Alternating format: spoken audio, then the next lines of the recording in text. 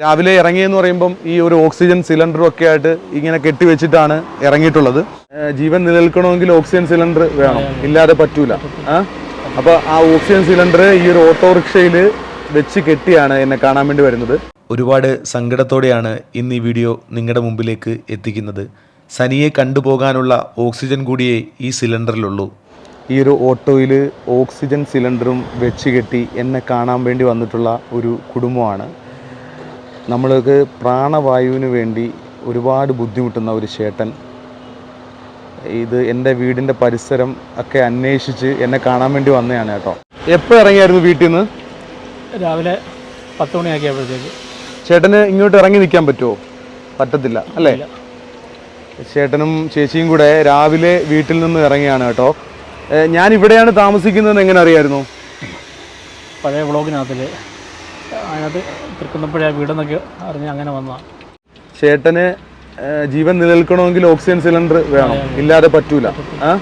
അപ്പോൾ ആ oxygen cylinder ഈ ഒരു ഓട്ടോറിക്ഷയിൽ വെച്ച് കെട്ടിയാണ് എന്നെ കാണാൻ വേണ്ടി വരുന്നത്.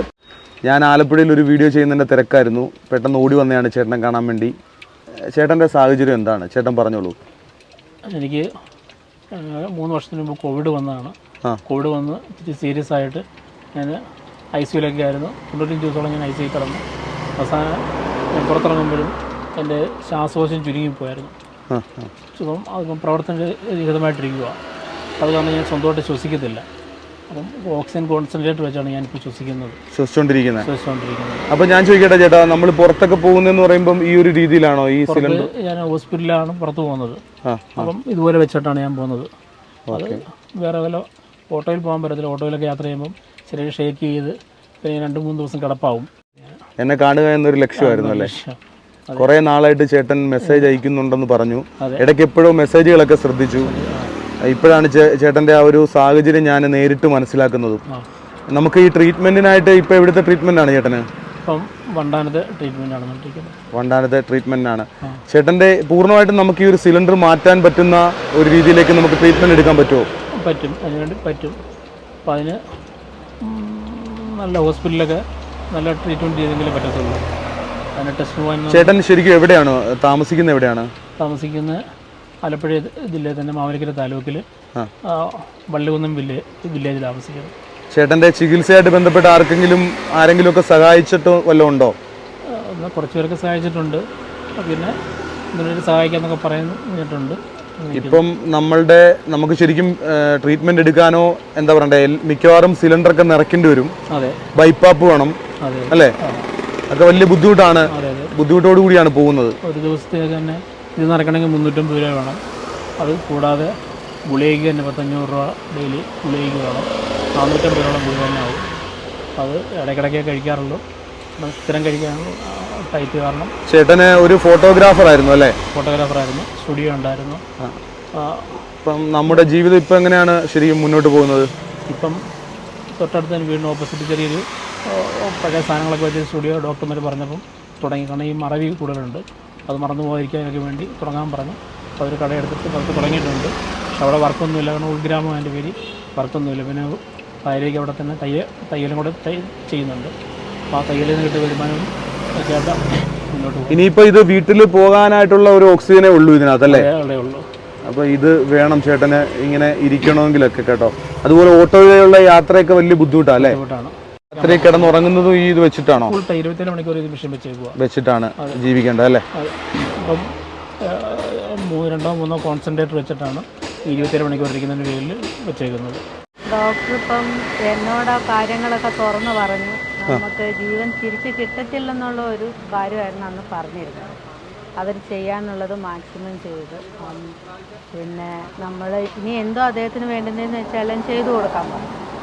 പിന്നെ ഓരോരോ ദിവസങ്ങളിലുള്ള വ്യത്യാസവും പ്രാർത്ഥനയുടെയും എല്ലാം ഫലമായിട്ട് അവർ ചേട്ടൻ്റെ ജീവൻ നമുക്ക് തിരിച്ചു കിട്ടി. എന്നാൽ നമ്മൾ ഓക്സിജൻ ഇത് വെച്ചിട്ട് നമുക്ക് പുറത്തു പോകാനും അതുപോലെ പുറത്തു പോകത്തില്ല. ഹോസ്പിറ്റലിൽ എന്നെ കാണാൻ വേണ്ടി മാത്രമാണോ ഓക്സിജൻ സിലിണ്ടർ ഒക്കെ വെച്ചുകൊണ്ട് വന്നത്? വണ്ടാനത്ത് പോകാനാണ് ചേട്ടൻ പുറത്തോട്ട് ഇറങ്ങുന്നത്. ഹോസ്പിറ്റലിൽ പോകാൻ വേണ്ടി ഇറങ്ങുന്നത്? ഹോസ്പിറ്റലിൽ പോകാൻ വേണ്ടി മാത്രമേ ഇറങ്ങുന്നത്. പിന്നെ 2 തവണ മുടി വെട്ടാൻ പോകാനും ഇറങ്ങിയിട്ടുണ്ട്. അല്ലാതെ പുറത്തങ്ങനെ പോകാറില്ല. വീട്ടിൽ തന്നെയാണ്.